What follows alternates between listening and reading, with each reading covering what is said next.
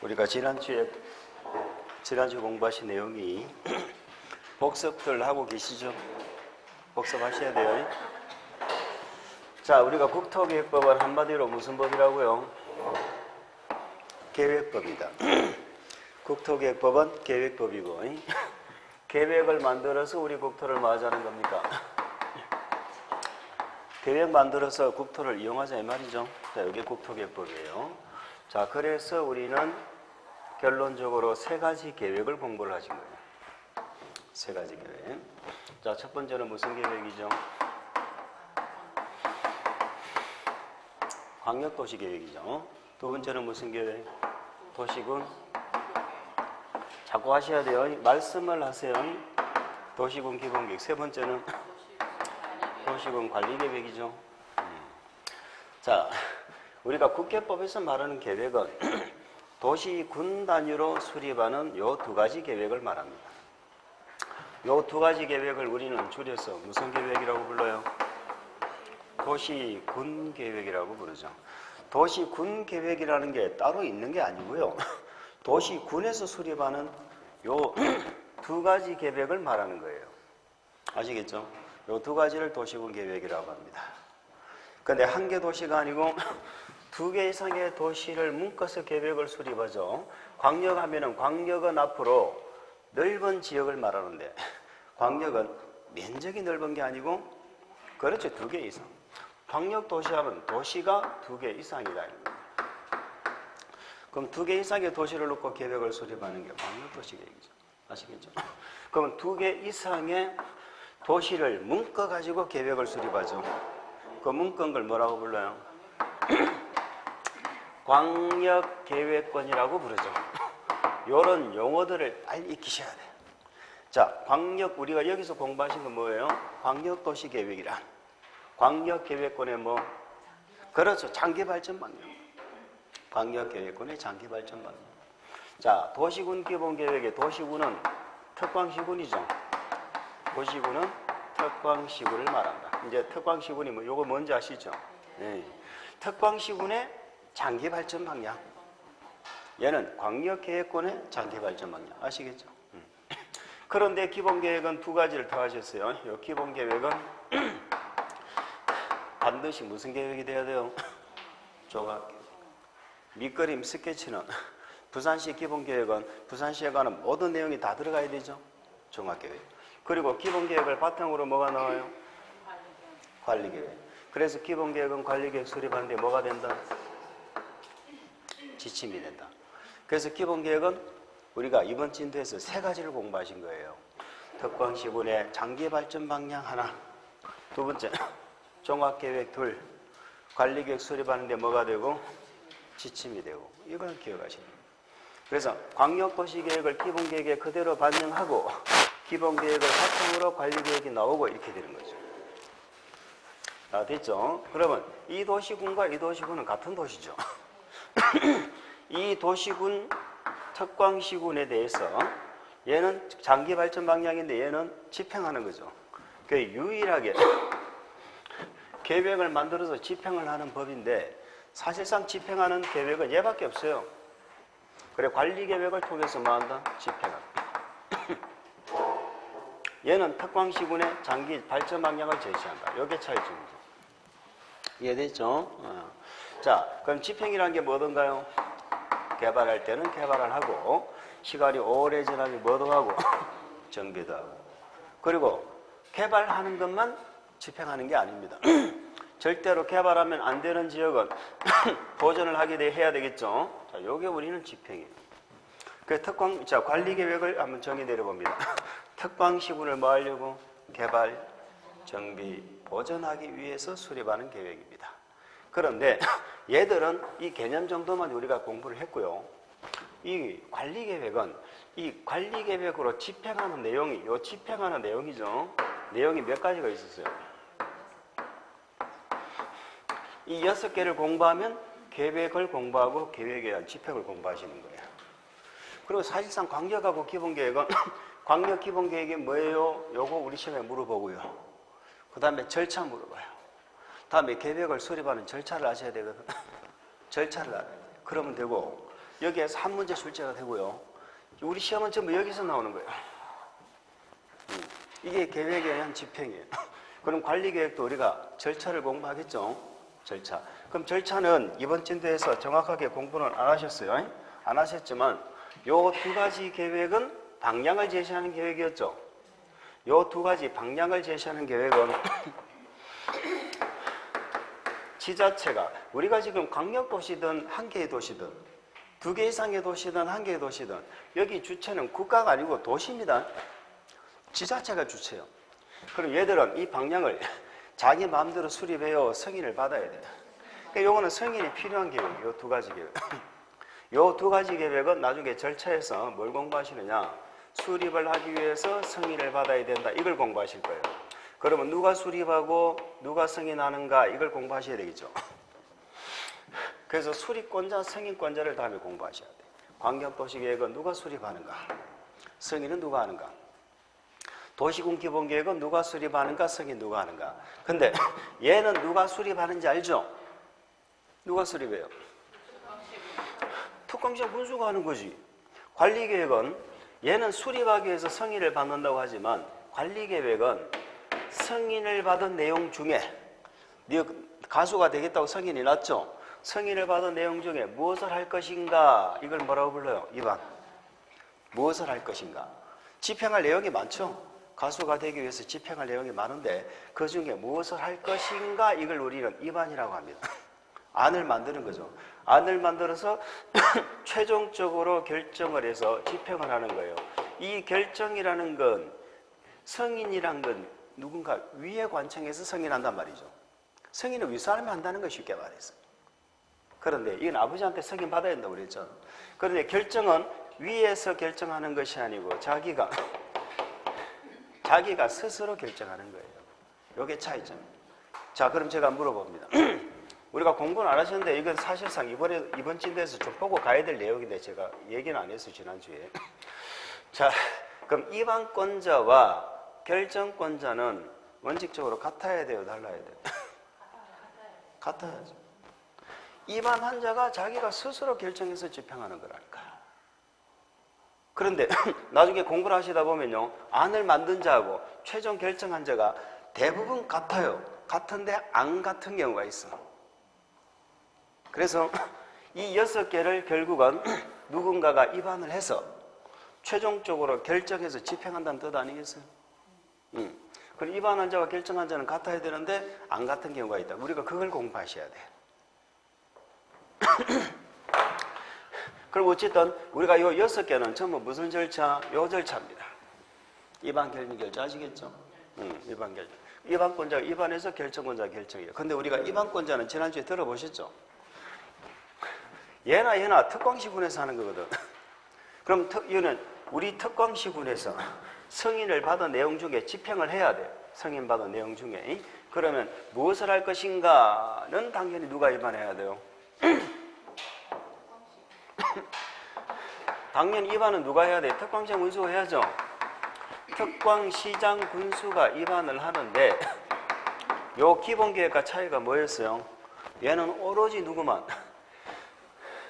오로지 특광시장 군수만 수립했죠. 기억나십니까? 방향은 내가 가수가 되겠다, 운동선수가 되겠다 하는 건 내가 잡아야 돼. 오로지 시장 군수만 했는데 관리계획은 예외가 있어요, 없어요? 예외가 있었지. 그것만 기억하시면 돼요. 관리계획 입안은 꼭 특광시군에서 해야 되는 건 아니다. 부산시에서 벌어지는 모든 집행하는 내용이요, 반드시 부산시에서 입안해야 되는 건 아니에요. 그러면 예외란 얘기는 특광시장 군수가 아닌 자가 예외겠죠. 그럼 특광시장 군수가 아닌 자가 누구예요? 그렇죠. 국도. 우리는 지금 지난주 아주 중요한 걸 공부하신 거예요. 다음에 국계법에서 특광시장 군수 원칙이다, 예외다 그러면 국도를 말하는 겁니다. 국장시도지사입니까? 국장도지사입니까? 시 나오면 안 돼.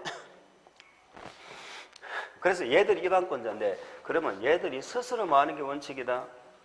결정하는 게 원칙이죠. 얘들이 입안하면 지가 결정하는 거고 얘들이 입안하면 지가 결정한다 이 말이에요. 자, 지난주 안 보셨지만 요거를 봐야 사실상 국회법이 이해가 되기 때문에 요거 한번 다시 점검을 하시고 가시도록 그렇게 하겠습니다. 여기 이반권자가 어디에 나오느냐면요.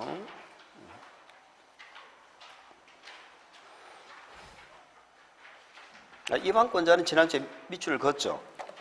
이반권자는 밑줄을 걷어요. 어디 걷느냐? 34페이지 맨 밑에 34페이지 맨 밑에 보시면 이반권자 해가지고 원칙 누구? 특광기장군수. 기억나시죠? 밑줄 걷죠? 오른쪽에 보시면 예외에서 제목에만 국장, 도지사 이렇게 밑줄을 거라고 했죠. 얘들 이반권자예요. 그럼 오늘은 뭐를 보시느냐면은 40페이지를 펴보세요.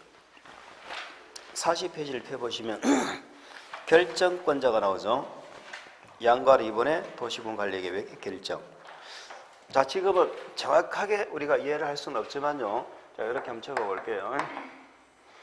자, 이반권자가 누구냐? 이반권자를 먼저 적어봅니다. 이반은 원칙은 당연히 특별시장, 광역시장, 특시, 특도, 시장, 군수가 이반을 해야죠.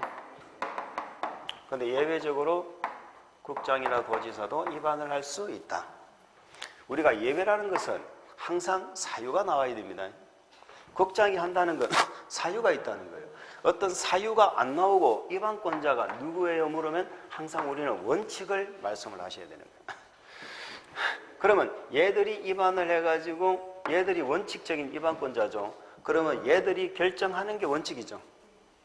지금부터 결정권자를 얘기하는 거예요. 그러면 서울시장이 입안했으면 서울시에서는 서울시장이 입안해서 서울시장이 결정해서 집행합니다. 이걸 우리는 자치권이 있다 이렇게 얘기하는 거예요. 부산도 부산시장이 입안해서 부산시장이 결정해서 집행합니다.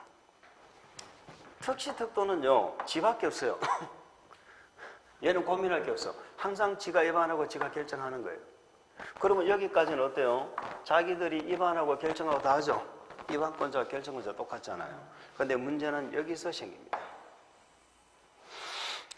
자, 특별시, 광역시, 특시, 특도하고 요 시장군수의 차이점이 뭔가요? 얘는 기초예요. 얘들은 광역이고. 그럼 쉽게 말하면 광역자치단체는 입안권도 있고 결정권도 지가 가져. 그런데 기초자치단체는 사람으로 치면은 미성년자예요. 미성년자. 그러니까 미성년자인 딸이 나는 가수가 되겠다 하고 성인이 났어. 그럼 집행을 해야지. 그러면 뭘 해야 될 건가는 당연히 미성년자인 딸이 입안하는 게 원칙이에요. 기타를 사야 되겠다, 노래를 배워야 되겠다. 시장 운송 하는 거야, 미성년자가. 그런데 최종 결정권은 미성년자인 시장 군수한테는 없어요. 피아노를 사야 되겠다. 당연히 할 수 있어, 입안. 그러나 어떤 피아노를 언제 어떻게 사겠다는 구체적인 결정권은 엄마한테 있는 거야. 그런 원리예요. 그러면 얘들한테 결정권까지 다 줘버리면 난개발이 일어난다는 거예요. 그래서 아직까지 우리나라는 기초자치단체를 100% 못 믿습니다. 그것만 이해하시면 돼요. 그래서 요 시군은 어디에 있는 시군이에요? 도안에 있는 시군이죠. 도안에 있는 시군. 그러면 경상남도에서는 입안은 누가 하지만 시장군수가 하지만 결정권은 도지사한테 있는 거예요. 그걸 이해하시면 돼요. 그래서 우리는 특별시, 광역시, 특시, 특도 여기는 누가 결정권이 있어요? 도지사. 요렇게 그러니까 우리는 이자들을 지난주에 줄여서 뭐라고 불렀죠? 이 특광시 이런 뭐라고 불렀어요? 시도지사. 그래서 우리는 관리계획 결정권자는 시도지사다 이렇게 했었다 이 말이에요. 했었다는 거 과거형이죠. 그러면 지금은 좀 달라졌다는 거죠. 뭐가 달라졌느냐? 요 시장 중에 인구가 50만 이상 시를 무슨 시라고 했어요? 대도시. 예, 대도시. 인구가 50만 이상인 요 대도시는 미성년자에서 이제 벗어나는 거야. 그래서 대도시한테는 결정권을 줘요. 그리고 창원시 같은 경우는 경상남도에 있는 시지만 자기가 결정권을 가집니다. 대도시는. 지금 뭐 특례시는 아직까지 뭐 결정된 게 아니니까 우리가 알 필요 없고. 그래서 관리계 결정권자는 시도, 대도시, 시장이 결정권자다. 이렇게 얘기하는 거예요.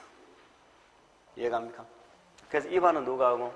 특광, 시장군수가 입안을 하고 결정은 시도지사, 대도시장이 갖는다. 이렇게 얘기합니다. 그런 것 같은데 또 지나고 나면 기억이 안 납니다. 그래서 우리는 결정권자 누가 하면 시도, 대도시. 앞으로 뭐 모를 필요는 없어요. 막 수도 없이 듣게 돼요. 근데 시도, 대도시가 왜 나왔는지를 모르면 안 돼요. 여기서 나옵니다. 도지사는 여기서 나오고 대도시는 여기서 나옵니다.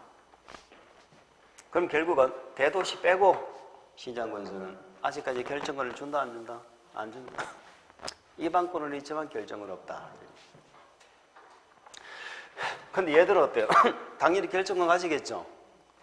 만약에 제가 지금 여기 적는 건 결정권자를 적는 겁니다. 국토부 장관이 입안했으면 당연히 누가 한다? 국토부 장관이 결정합니다. 도의사가 입안했죠? 도의사 입안하면 당연히 도의사는 본래 결정권이 있어요? 없어요? 본래 결정권이 있는 자니까 관계가 없는 거예요. 엄마가 입안했으면 본래 지가 결정하는 거고. 그래서 이 시장 군수만 결정권이 없다. 이렇게 보시면 돼요. 그래서 우리는 일반적인 관리계 결정권자는 원칙은 시도, 대도시라고 얘기합니다. 예외적으로 누구도 결정권을 간다고요? 왜? 국장이 예외적인 입안권자니까. 예외적으로 국장이 자기가 입안했다면 자기가 뭐 한다? 결정한다. 이해가시죠? 그래서 우리는 얘들을 결정권자라고 불러. 이렇게 했었는데, 자꾸 했었는데죠. 했었는데 예외라면 얘들한테도 결정권을 주는 경우가 있어요.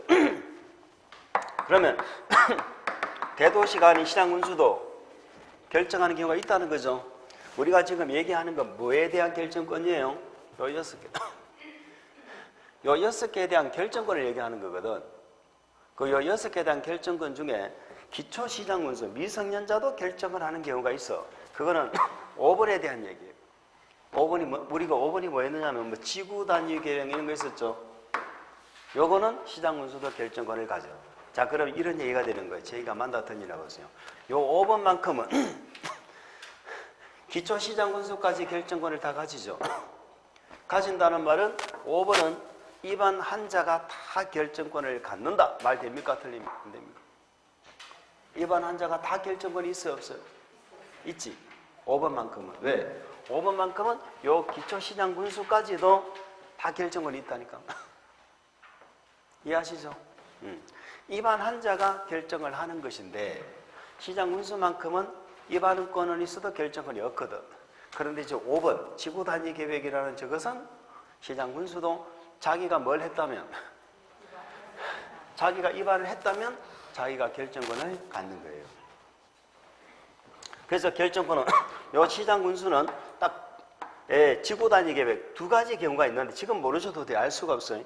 요 예외적으로 2가지 경우만 시장군수도 결정권이 있고요. 요 2가지 빼고는 즉 그냥 5번이라고 생각하세요. 5번 빼고는 시장군수는 결정권이 없어. 그리고 저 5번이 아니면 시장군수는 결정권자에 나오면 안 돼요. 그러면 5번 빼고는 누가 결정권자냐? 국장이 입안했다면 국장이 결정하고 아니면은 시도 대도시가 결정권자다. 이렇게 하는 거예요. 그럼 우리는 결정권자, 우리는 항상 행정처를 적을 때는 높은 양반부터 적습니다. 그럼 원칙 계획을 떠나서 국장이 제일 높죠. 그럼 결정권자는 맨 앞에 누가 나와요? 국장. 그 다음 지자체가 나와야죠. 지자체는 광역부터 나와야 되겠지. 광역자치단체는 다 결정권이 있다 없다? 다 있죠. 그래서 시도지사 다 결정권이 있어요. 시도지사. 자, 그 다음에 기초가 나와야죠. 기초 중에는 누구만 결정권이 있어? 대도시만, 대도시. 그래서 대도시 시장 이렇게 가야 돼. 장관 나오고, 광역 나오고, 기초 나오고. 얘들이 결정권이야. 그러면 기초 중에는 결정권이 누구한테만 있어요? 대도시한테만. 그런데 저 5번이 나오면 누구도 결정권이 있다고? 그럼 5번이 나오면 기초에 대도시만 나오는 게 아니고 시장, 군수 이렇게 나와요. 앞으로 책을 읽으면 이렇게 나옵니다. 국토교통부 장관, 시도지사, 대도시시장관 하면은 얘들은 뭘 얘기한다? 결정권자를 얘기한다. 아시겠죠? 그러면 이반권자를 우리가 이반권자 있죠? 얘들을 일렬로 적으면 맨 앞에 뭐가 나와요? 장관 나와야지. 장관 나옵니까? 장관 있잖아. 그 다음에 광역 나와야지. 광역 나옵니까? 시도지사 다 나오죠? 시도지사 다 이반권자잖아. 그럼 기초 나와야지. 기초 중에 누가 나와? 우리 국회법에는 구청장 나와야 안 나와요? 안 나오잖아. 그럼 이렇게 적으면 우리는 이반권자예요. 이반권자. 이렇게 적으면 결정권자. 물론 저 5번은 이반권자와 결정권자가 똑같이 이해갑니까? 그러니까 무슨 말인지 이해가 가시면 돼요. 그래서 우리는 지금 뭘 얘기해 왔느냐? 이반권자가 누군지 결정권자가 누군지를 살펴보신 거예요. 자, 그러면 얘네들이 이 6개를 뭐하고? 이반하고 원칙은 누가 이반하고? 특광시장 군수가. 특정한 사유가 있으면 누구도 이반할 수 있고 국도도. 그리고 얘네들이 이 6개를 뭐한다? 결정한다 이 말이에요. 그래서 우리가 지난주에 뭐를 공부하셨느냐? 관리계획으로 결정하는 첫 번째 내용이 용도지역이라는 게 있었죠. 용도지역이라는 게 있고 필요하면 또 뭘 지정하고? 용도지구를 지정하고. 우리가 11월, 12월 과정은 다른 거 다 필요 없어요. 우리 국토계획법이 어떻게 생긴 법인가를 이해하는 게 중요합니다. 우리는 시험 칠 때까지 이 법률이 어떻게 생겼는지를 이해를 못하고요. 시험장에 가시는 분들이 많아요. 그래서 공법이 어려워요. 이 법만 초반에 빨리 잡아버리면 우리 공법은 모든 법이 다 이 법에서 연관돼서 나오기 때문에 나머지 법은 사실상 어렵지 않아요. 그런데 우리 문제를 어렵게 내죠. 문제를 어렵게 내면은 그런 방법이 없어요. 그런데 문제를 어렵게 내도 우리는 60점을 받을 수 있는 문제가 나옵니다. 그런데 60점을 받을 수 있는 문제가 나오면 그 문제가 어려운 문제예요? 쉬운 문제예요? 엄청 어려워요. 시험을 쳐보면요. 실제 시험을 쳐보면 내가 60점을 받았다면요. 다 틀린 것 같아요. 실제 시험 경험 있으신 분은 다 느낄 텐데 처음 치시는 분은 무슨 말인가? 공법 60점 받으면 대성공이라고 만점이라고 들었는데 60점을 받았다고 생각해 보세요. 절반 정도 가까이 틀린 거잖아. 그 문제가 얼마나 어려운 문제예요. 그래서 우리 시험은 어려웠습니다 하고 합격을 하는 시험이지 시험이 정말 쉬웠어요라고 합격하는 시험은 절대로 아니에요. 우리 공법 과목만큼은 그래요. 근데 나머지 과목은요, 원래 올해 시험이 어떤 사람은 중개사법, 공시세법이 다 어려웠다 이렇게 얘기하시는 분도 계시고, 사람에 따라 얘기했죠. 그거를 안 들어봐서 잘 모르겠지만, 다른 과목은 중개사법 같은 경우는요, 작년, 저작년 같은 경우는 만점짜리도 나왔어요. 그런데 이제 그걸 방향을 좀 틀어버리면 또 그런 점수가 안 나오지. 그러니까 2차 과목은 공법의 만약에 60점 나오면 2차 과목은 합격한다고 보시면 돼요.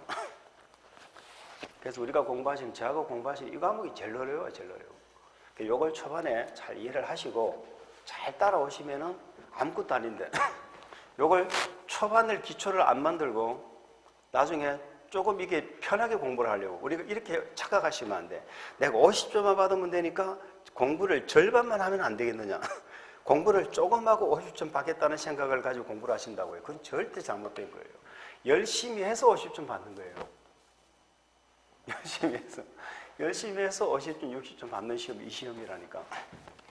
조금 해가지고 어떤 뭐 학원에서는 예전에 그런 분들 계시고 원장님들이 어차피 공법 점수 안 나오니까 나올 것만 조금 해가지고 50점만 받도록 해주고 그러면 됩니다 이렇게 얘기하는데요. 그럼 다 떨어져요. 어정쩡하게 공부하면 다 떨어져요. 그래서 이 공부는 어렵게 공부해서 60점 받으면 대만족하는 그런 시험이다 라고 생각하시면 돼요. 특히 갈수록 그렇게 되어 있어요. 지금 계속 갈수록 그렇습니다. 좀 협회 쪽이고 뭐고 계속 우리가 지금 공부하시면서 내년에 우리 시험이 어땠으면 좋겠어요? 쉬웠으면 좋겠어요? 어려웠으면 좋겠어?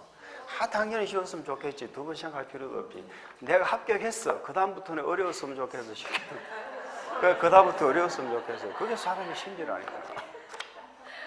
지금 협회에 뭐 어쩌고 저쩌고 얘기만 많죠. 어렵게 내야 된다 많죠. 그 사람들도 공부할 적에는요, 올해만큼은 쉽게 나왔으면 좋겠다고 다 생각하던 사람이에요. 그래서 사람의 마음이 그렇게 간사한 겁니다. 우리는 왜 문제를 그렇게 어렵게 만들어 하고 이렇게 생각이 들죠. 내가 딱 합격하고 나면은 시험 어려웠다는 소리 들으면 흐뭇하다. 그래 이제 어려워야지 이러면서. 근데 가면 갈수록 쉬울 것 같지는 않다. 이런 얘기죠. 가면 갈수록 그렇습니다. 자, 용도지역, 용도지구라는 게 있었고, 이번에 또 용도구역이라는 게 있었죠. 이걸 우리가 지난주에 얘기를 했어요. 그러면 이 1번, 2번을 무슨 절차로? 관리계획 절차로 입안을 해가지고, 관리계획 절차로, 원칙은 특강점 운수가 예외적으로 국토가 입안을 해가지고, 아시겠죠? 결정을 해가지고 집행한다. 물론 입안하는 절차, 결정하는 절차를 우리가 다음에 공부하실 거예요. 그건 이제 시험 치실 때까지 공부하시는 거예요. 이런 것들을 관리계획 절차로 한다. 결정해서 지정한다.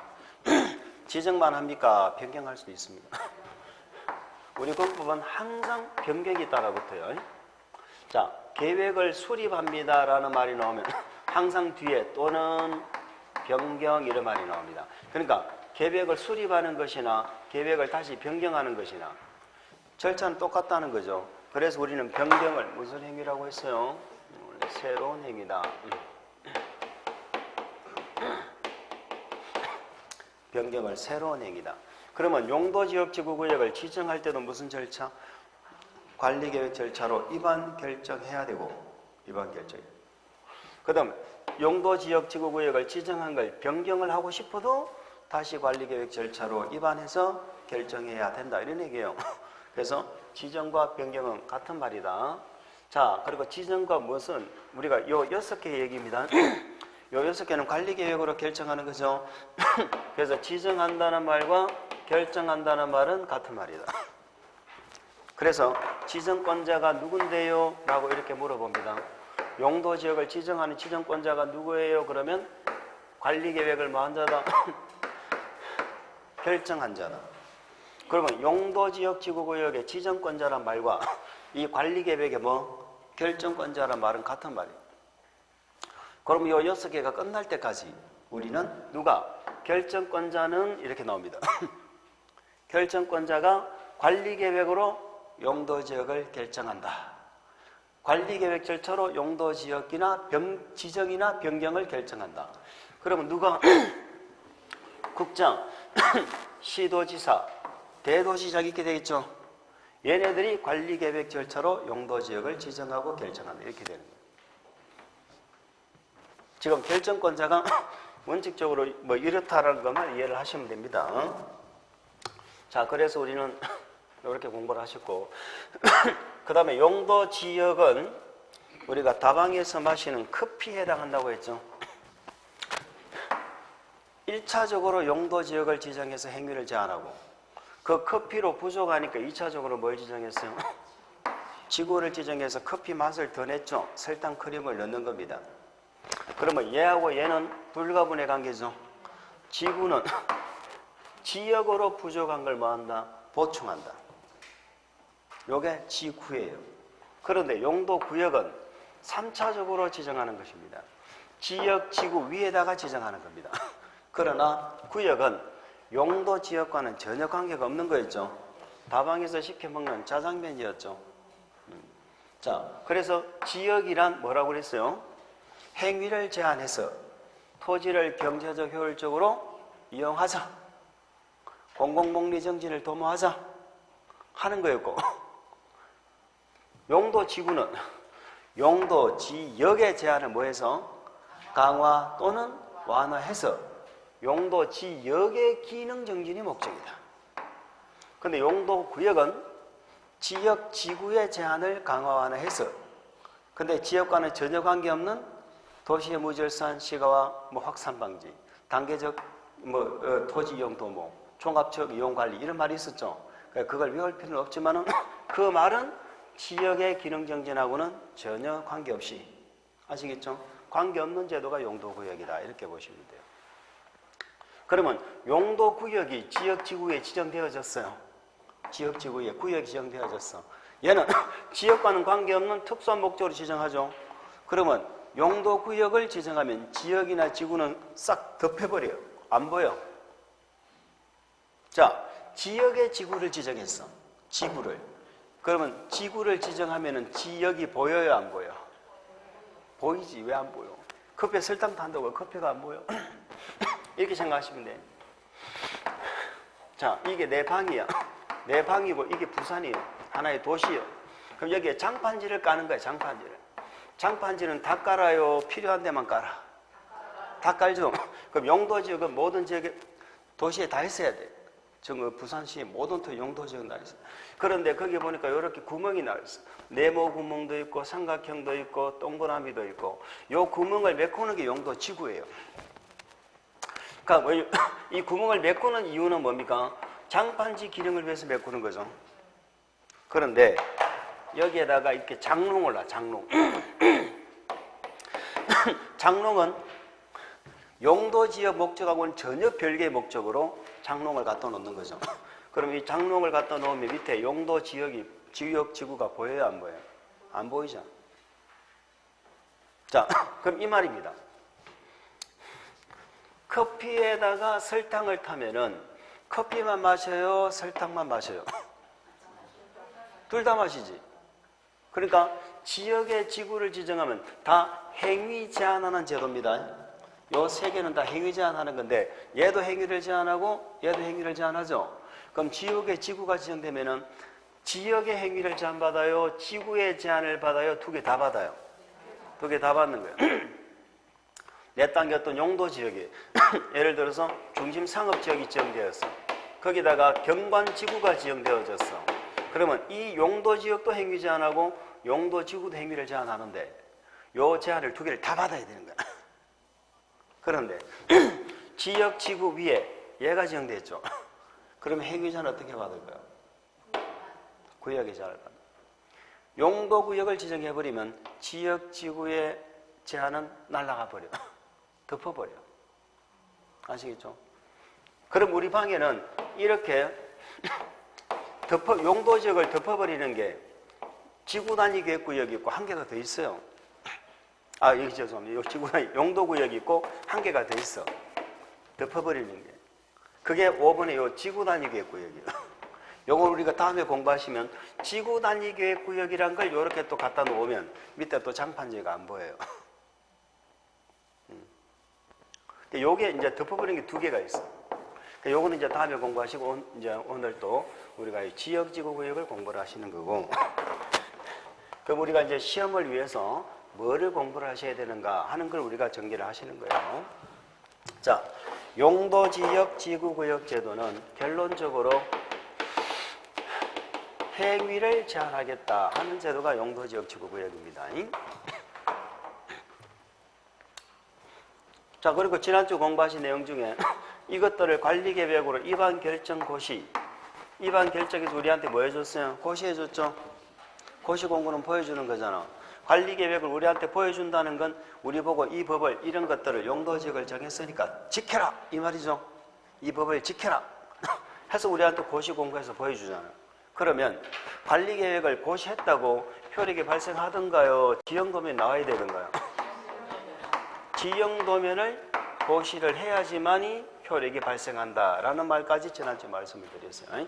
그러면 요 하나하나가 다 관리계획이고 이 용도지역이라는 것을 입안하고 결정고시해서 용도지역에 관한 뭐가 나와요? 지형도면이 고시가 되면 그때부터 이 용도지역의 효력이 발생하는 거예요.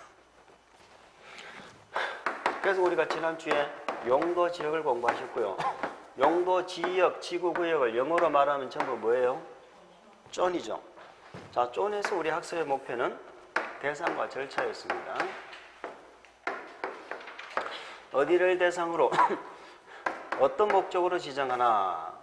목적은 우리가 아직까지 뭐 다 공부는 안 하셨어요. 근데 용도 지역의 종류를 지난주에 공부하셨습니다. 자, 용도 지역이란 것은 개발을 할 토지와 보존을 할 토지를 구분하는 게 용도 지역이에요. 그러면 개발할 용도 지역을 우리는 무슨 지역이라고 불렀어요? 도시지역이라고 불렀죠. 개발하는 용도 지역을 도시지역. 도시지역을 제외한 용도 지역을 전부 뭐라고 불렀어요? 비도시지역이라고 불렀죠. 자, 도시지역이 아닌 지역 이런 뜻입니다. 도시지역이 아닌 지역은 3개였죠. 관, 농, 자 3개였습니다. 관, 농, 자. 관은 무슨 지역이죠?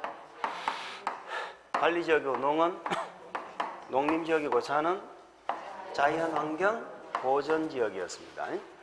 자, 농림하고 자연환경 보전지역은 그야말로 요거는 보전 목적의 용도지역이었고요.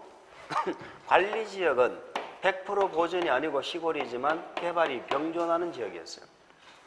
그러면 시골에 내가 땅이 있다면은 농림이나 자연환경보다는 관리지역이면 더 좋겠죠. 우리나라의 거의 대부분 도시들에 이런 것들은 도시단위로 구분하는 겁니다. 도시단위로, 도시군 단위로 구분하는 거예요. 그럼 물어봅시다. 부산이라는 하나의 도시가 있다.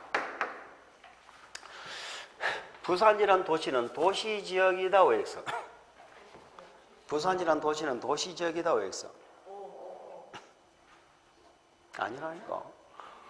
하나의 부산이라는 도시를 놓고 이렇게 용도지역을 나눈다고. 개발할 지역과 개발 안 할 지역. 부산시는 전부 개발할 지역이다. 개발 안 할 지역도 있다. 안 할 지역도 있지.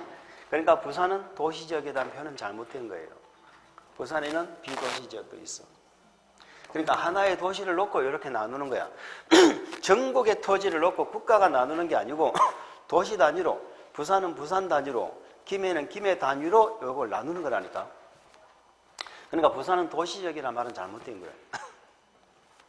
아시겠죠?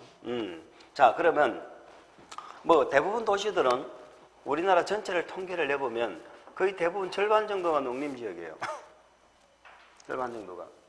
그 자연환경 보전 지역이 가장 적고, 우리나라는 개발하는 도시 지역은 그다지 아직 퍼센테이지가 높지는 않습니다. 자, 그럼 어차피 내 땅이 뭐 시골 지역이라면 관리 지역이면 좋겠어요. 왜? 때로는 뭐가 되니까 개발이 되니까. 근데 관리 지역을 몇 개로 나누던가요? 3개로 나눴죠. 외워야 됩니다. 시작. 개생고. 자, 관리지역은 성격이 명확하지 않으니까 관리를 하는 거죠. 성격이 명확한 건 3개예요. 도시지역하고 뭐하고 농림하고 자연환경 보전지역. 이 3개는 성격이 명확한데 관리지역은 명확하지 않으니까 도시지역처럼 관리하겠다는 게 무슨 관리? 계획관리. 농림지역처럼 관리하겠다는 게 무슨 관리? 생산관리. 자연환경 보전지역처럼 관리하겠다는 게 보전관리. 이렇게 되는 거죠. 그래서 관리지역이 3개로 나눠진다. 자, 요걸 우리가 외우셔야 돼요. 도시지역처럼 관리하는 건 무슨 관리? 계획관리. 지금 당장 농림지역으로 지정하기는 곤란해. 근데 농림지역에 준하여 관리한다? 생산관리. 지금 당장 자연환경 보전지역으로 지정하기는 곤란해요. 보전관리. 이렇게 관리를 하는 거예요. 아시겠죠? 그래서 비도시지역은 관리지역이 3개, 농림 자연환경 보전지역에서 비도시지역은 총 5개 용도지역으로 구분이 되죠. 자, 도시지역은 개발을 하되 무작대기로 개발을 하면 안 된다. 어떻게 나눠요? 주상공목으로 구분해서 해라. 자, 이렇게 여기까지는 뭐에 근거를 해서 구분하는 거예요? 법률. 이 법률은 어디서 만드는 거죠? 국회에서 만드는 거예요. 자, 그러면 시골은 5개로 이제 됐는데 도시지역은 요 주상공간만 가지고는 관리하기가 곤란하죠. 그래서 요걸 또 세분을 합니다. 어디에서? 대통령령을 다른 말로 시행령. 이제는 법률, 대통령령, 법령 이런 얘기는 이제 좀 우리가 기억을 좀 해주셔야 됩니다. 대통령령에서 요거를 세분을 할 수가 있어요. 대통령령에서 세분할 수 있는 용도 지역은 뭐밖에 없다? 도시지역밖에 없어요. 관리지역이 세분되는 건 대통령령이 아닙니다. 이거는 법률에서 나는 거예요. 법률에서 나는 거예요. 자, 대통령령에서 주상공록을 이렇게 또 세분을 했었죠. 주거지역 어떻게 세분돼요? 전, 일, 준, 전일준. 주거지역하고 똑같이 세분되는 게 무슨 지역이에요? 공업지역이죠. 전일준. 그런데 주거지역은 전용이 몇 개? 2개. 일반이 몇 개? 이렇게 세분이 되어졌죠. 그래서 주거지역이 총 6개입니다. 1종 전용 주거지역, 2종 전용 주거지역, 1종 일반 주거지역, 2종 일반 주거지역, 3종 일반 주거지역. 근데 준주는 안 나눠졌어요. 자, 상업지역은 어떻게 나눠져요? 중, 일, 유, 근, 중일, 유근. 지금 외워버리세요. 중일, 유근. 중이 뭔가요? 중심상업지역. 일이 뭔가요? 일반상업지역. 유가 뭔가요? 유통상업지역. 근이 뭔가요? 근린상업지역. 자, 여기 땅값이 비싼 순서. 그 순서대로 외우셔야 됩니다. 중일, 유근. 그래서 상업지역이 4개, 공업지역이 3개 이렇게 된 거죠. 자, 녹지역은 어떻게 나눠져요? 보, 생, 자, 보생장. 그래서 도시지역이 총 몇 개로 나눠졌어요? 16개로 나눠졌죠. 16개로 나눠졌는데 대통령령으로 나눠졌는데 요 16개로 부족하면 요 주거지역은 부족하면은 또 조례로 세분이 됩니다. 용도지역을 주상공록이죠. 주상공록을 우리가 지금 알고 계시는 주상공록은 법령에는 1종 전용, 2종 전용, 1종 일반, 2종 일반, 3종 일반, 준주거 이렇게밖에 없어요. 주거지역은. 그런데 이 주거지역이 필요하면 또 조례로 주거지역을 새로 세분할 수도 있다. 조례로 용도지역을 새로 만드는 건 안 되고 만드는 건 안 되는데 주상공록을 만다 조례로 세분할 수 있다는 거예요. 그러니까 대통령령으로 세분할 수 있는 것, 조례로 세분할 수 있는 것은 주상공록밖에 없습니다. 주상공록. 근데 조례로 하는 건 우리 시험에 나와요, 안 나와요? 안 나와요. 조례로 세분할 수 있다라는 사실만 아시면 돼요. 요게 만들어진 지 얼마 안 됐기 때문에 조례로 세분되어 있는 지자체는 지금 아무도 없어요. 아시겠죠? 이렇게 이제 근거만 기억하시면 되는 거예요. 우리는 여기까지만 기억하시면 돼요. 여기까지만. 그래서 도시적 16개, 시골에 5개에서 총 21개 용도지역이 나오는 겁니다. 우리가 공부하신 용도죠. 그러면 부산을 놓고 어떻게 한다고요? 부산을 놓고 21개 용도적으로 구분할 수가 있는 거예요. 반드시 21개로 나눠야 된다. 21개로 나눌 수 있다. 나눌 수 있다는 거죠. 나눌 수 있다. 그럼 부산은 관리지역도 있고 농림지역도 있고 자연환경보전지역도 있습니다. 자, 그럼 산청구는 시골지역이라고 했어. 산청구는 시골지역이라고 했어.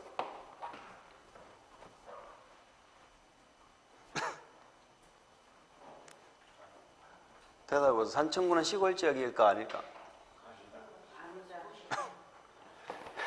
이 군을 단위로 이렇게 21개로 나눌 수 있다니까. 물론 도시지역을 하나도 지적 안 할 수도 있지. 그잖아요. 그거는 거기 군수가 입안권자니까 군수가 입안하게 달려있는 거야. 그러면 이 산청군이란 곳에 관해서 어떤 용도지역을 어떻게 할 것인가, 입안권자가 군수라는 얘기네. 아, 그럼 입안권이 중요해요, 안 해요? 아, 중요하죠. 그래서 이런 군수를 뽑는 것도 신중하게 잘 뽑아야 되는 거예요. 이런 입안권이 군수한테 있다니까. 물론 결정권은 도지사한테 있지. 아까 그런 뜻입니다. 결정권은 군수한테는 없고 도지사한테 결정권이 있다. 그래서 이런 도시군을 단위로 해서 우리는 용도 지역을 개발할 용도와 보존할 용도로 이렇게 구분한다는 거예요. 아시겠죠? 무슨 절차로? 관리계획 절차로. 그러면 이렇게 21개로 나눈 목적이 뭐를 하려고? 행위제한 하려고 21개로 나눈다 이 말이에요. 나눈다. 자, 그래서 종류를 일단 기억하셔야 되고 다음에는 지정하는 목적도 우리가 좀 공부를 하셔야 됩니다. 오늘은 종류 외우는 게 우리 학습 목표다. 그 다음에 절차는 요 6개가 끝날 때까지 절차는 다 똑같이 말씀을 하시면 돼요. 요 6개는 전부 누가?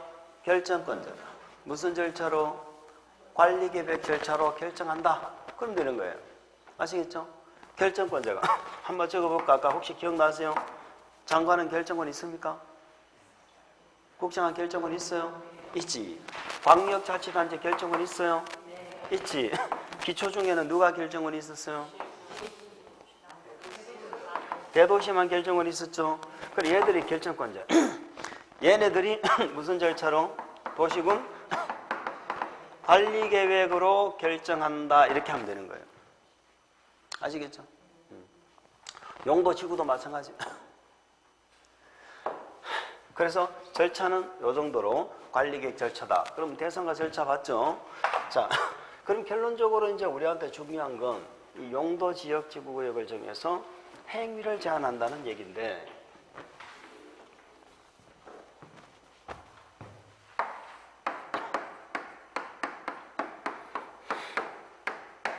요 행위자를 몇 가지를 하느냐면요 3가지를 한다 이렇게 기억하시면 돼요. 그러니까 용도지역이 내 땅이 만약에 부산시 안에 내가 땅이 하나 있다. 그러면 항상 용도지역이란 건 하나는 정해져야 된다고 그랬죠. 용도지역이란 건 정해져야 되고 그러면 그 용도지역에서는 요 3가지 행위를 뭐 한다고요? 제한한다 이 말이에요.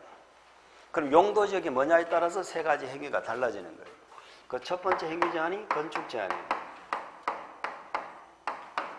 건축 제한. 자, 두 번째가 건폐율이라는 걸 제한을 하고요. 세 번째가 용적률이라는 것을 제한을 합니다. 그럼 우리는 이제 건축 제한이 뭔지, 건폐율이 뭔지, 용적률이 뭔지 이걸 공부하시면 되는 거예요. 그럼 뭐가 끝나요? 용도? 우리 시험에 물어보는 용도 지역이 끝나는 거야. 우리 시험의 용도 지역은 종류, 그 다음에 지정 목적, 그 다음에 절차, 그 다음에 행위제한 요 3가지를 물어본다. 그럼 이 행위제한이 그 중에서 제일 중요하겠죠. 자, 건축 제한이 뭐냐 하는 겁니다. 건축 제한이라는 것은요. 나중에 책 보면 나옵니다. 건축물에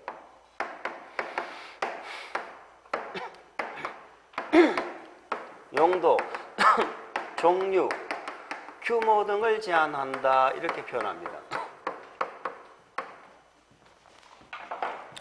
그러니까 건축물의 용도, 종류, 규모 등을 제한한다고 되어 있는데 뭐 용도하고 종류는 뭐 의미가 비슷하죠. 그러니까 내 용도 지역이 뭐냐에 따라 어떤 건축물을 지을 수 있느냐는 용도 종류를 정해져요. 내 땅이 주거지역이냐 상업지역에 따라서 아파트를 지을 수 있느냐 없느냐, 숙박시설을 할 수 있느냐 없느냐 이런 게 정해진단 말이에요. 그리고 규모도 정한다고 되어 있죠. 물론 규모를 제한하는 용도지역도 있고 규모를 제한 안 하는 용도지역도 있어요. 어떤 용도지역은 청수까지 제한하는 게 있고 어떤 용도지역은 그런 건 관계없이 뭐 용도, 종류만 제한하는 게 있고 그렇습니다. 근데 우리는 그냥 건축 제한하면은 이 규모란 건 일단 잊으셔도 좋아요. 그러니까 용도 제한하면 건축 제한이란 건 건축물의 뭐 용도를 제한하는 걸 말한다 이렇게 생각하시면 돼요. 그러니까 용도지역이 뭐냐에 따라서 어떤 용도의 건물을 지을 수 있느냐 하는 걸 정해주는 게 뭐다? 건축 제한이다. 그럼 우리가 이제 중개업을 한다든지 토지에 투자를 하실 때는 용도지역을 반드시 파악하셔야 되겠죠. 이 용도지역이 뭐냐에 따라 뭘 할 수 있나 없나가 결정되니까. 그러면 이 토지가 만약에 일종 전용 주거지역이다. 그럼 여기서 뭐 할 수 있지? 라고 우리가 설명을 할 수가 있어야 될 거 아니에요. 그 설명을 할 수 있는데 21개 용도지역마다 어떤 건물을 지을 수 있는지를 전부 기억한다는 건 가능할까요? 불가능할까요? 자, 우리 교재 52페이지 한번 펴보세요. 52페이지를 펴보시면 용도지역 안의 행위자, 오늘 공부하실 내용이 52페이지부터였죠. 용도지역 행위자 나와있죠. 1번에 뭐가 나와있어요? 건축제한. 건축제한입니다. 한번 읽어볼까요? 용도지역에서 건축물이나 그 밖의 시설에, 자, 밑줄 긋을 거 없고요. 우리가 토지에 건축물만 들어가요? 건축물이 아닌 시설도 들어가요? 들어가죠. 그 건축물이나 그 밖의 시설에 이런 뜻이고, 방금 제가 말씀드렸죠. 밑줄 살짝 한번 줘볼까? 용도, 종류, 규모 등의 제한. 이걸 우리는 괄호 안에 무슨 제한이라고 그래요? 이걸 건축 제한이라고 합니다. 이 건축 제한에 관한 사항은 용도지역 지정 목적에 적합한 범위 안에서 밑줄 대통령령으로 정한다 이렇게 되어 있죠. 자, 대통령령으로 정한다가 무슨 말이냐 하면은 밑에 거기 보면은 박스가 있죠. 1번에 보니까 뭐가 나와요? 일종 전용 주거지역 안에 건축할 수 있는 건축물 나오죠. 그러니까 만약에 내 땅이 일종 전용 주거지역이라면, 자, 밑에 표를 보니까 왼쪽에는 국계법상 시행령상 건축할 수 있는 건물도 있고, 오른쪽에 보니까 뭐라고 되어 있어요? 조례에서 규정된 경우 건축할 수 있는 건물. 이 말의 의미가 뭐냐? 대통령령, 시행령에서 정한다는 말은 우리나라 모든 토지에 다 적용되는 거죠. 그러니까 시행령에 정하고 있는 건 무조건 할 수 있다는 얘기예요. 부산에 있는 일종 전용이든 서울에 있는 일종 전용이든, 아시겠죠? 창원에 있는 일종 전용이든 간에 일종 전용 주거지역 안에는 무조건 다 지을 수 있는 거야. 대통령령으로 정하는 거야. 이해갑니까? 그런데 오른쪽에 조례로 정하면은 허용된다는 얘기는 지자체마다 다르다는 거예요. 그러니까 오른쪽에는 만약에 오른쪽에 들어있는 내용들을 보면은 요거는 조례를 봐야 됩니다라고 얘기해야지. 무슨 말인지 아시겠죠? 왼쪽에 나와 있으면 무조건 할 수 있습니다 하면 되고, 오른쪽에 나와 있는 건 조례로 정하면은 가능하고 조례로 정하지 않으면 안 된다 이런 의미예요. 무슨 말인지 아시겠죠? 그렇게 표를 그렇게 보시는 거예요. 보는 방법은 그렇고, 두 번째는 이걸 우리가 과연 외울 수 있느냐 이 말이지. 오른쪽 페이지 보니까 2번 이종 전용 주거지역 안에 건축할 수 있는 건축물 있죠. 넘겨보실까요? 우리 책은 아예 없네. 이게 몇 번까지 나와야 돼?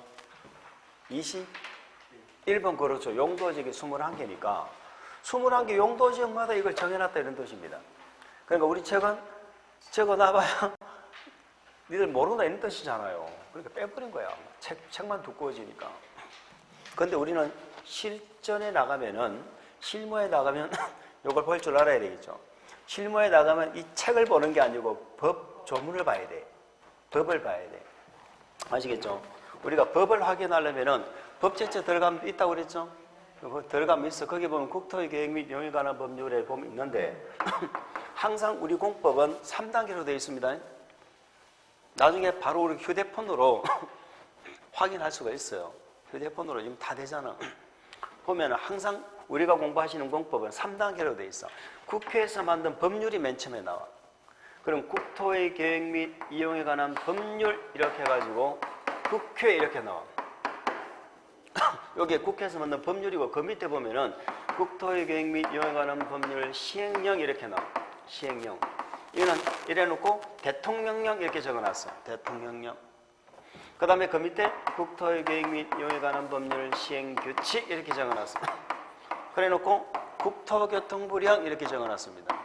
이게 시행령이고 이게 부령이에요. 그럼 우리는 이 세 개 중에 이 표 있죠? 이 표를 보려면 어디를 봐야 되느냐 이 말이에요. 뭘 클릭해야 나온다는 거예요? 이걸 클릭해야 나온다는 거예요. 이걸 클릭하면은 용도지역 21개에서 어떤 건축물을 지을 수 있나 이게 나온다 이 말이에요. 그걸 보고 우리는 용도지역이 뭐니까 뭘 할 수 있네 없네 이렇게 판단할 수 있어야 된다는 거죠. 그래서 건축 제한에 관한 내용은 뭘로 정한다? 대통령령으로 정한다 이런 뜻이죠. 그 대통령령에 관한 내용이 방금 우리가 보신 표 21개를 얘기한다는 거예요. 아시겠습니까? 그럼 이 표 21개를 우리 책에는 안 나와 있으니까 감이 안 생기실지도 모르겠는데 이 표를 우리가 내용이 어마어마하겠죠. 21개 다 실으면요. 한 이 정도 두께 될 겁니다. 다 외울 수 있어요? 외울 수 없죠? 근데 우리 시험에 나와야 안 나와? 나온다고. 우리 시험에 물어봐요. 무슨 지역에 뭐 할 수 있나 없나를 물어본다니까. 우리 보고 이게 다 외우라는 거야. 제가 첫날 말씀을 드리죠. 아니, 그 맨날 법문 보고 재판하는 판사도요. 그 조문 찾아가지고요. 이렇게 판결을 해요. 근데 우리 보고 이걸 다 외우라는 게 말이 되냐고. 그런데 시험에는 나온다. 이게 현실이다. 현실. 그래서 우리는 100점을 받기가 어렵다는 얘기지. 뭐 말인지 아시죠? 그럼 우리는 이제 거기에 관한 내용은 나중에 중후반부에 가면은 문제풀이 정도 갔을 때 몇 개를 볼 거예요. 그리고 시험장에 가는 거지. 초반부터 무슨 지역에 뭐 할 수 있고 백날 배워봐야 그죠? 시험에 나오면 한 문제 맞출 수도 있지만은 그거 다 1년 내내 공부해도 시험에 나오면 못 맞출 수도 있기 때문에 그런데 우리가 정력을 쏟는 건 아닙니다. 자, 그러면 오늘은 뭐를 공부하셨느냐?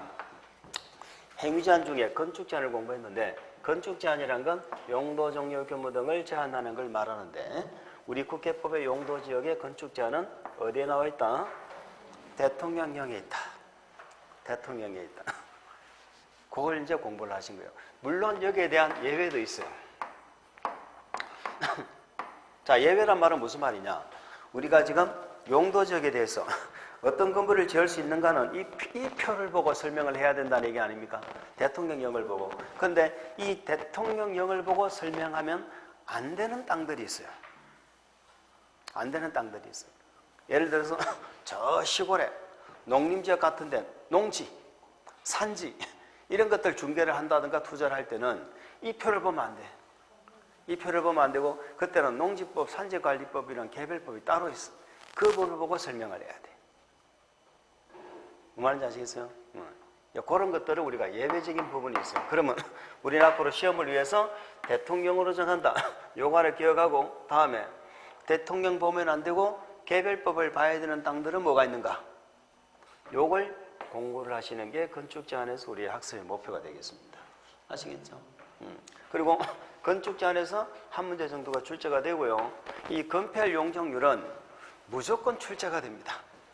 건폐율 용적률은 우리 시험에서 한 문제는 무조건 나오고 최소 2문제 이상이 건폐율 용적률에서 출제되는 부분이거든요. 그러면 이 용도 지역의 행위제한이 얼마나 중요한지 아시겠죠? 용도 지역. 자, 여기까지 정리하면 용도 지역이 끝나는 거예요. 근데 용도 지구는 한 문제. 용도 구역도 한 문제. 용도 구역 나왔다가 안 나왔다가 이렇게. 근데 그러면 용도 지역 지구 구역에서는 제일 중요한 게 당연히 뭐다? 지역이겠죠. 자, 이렇게 보시고 조금만 쉬었다가 가겠습니다.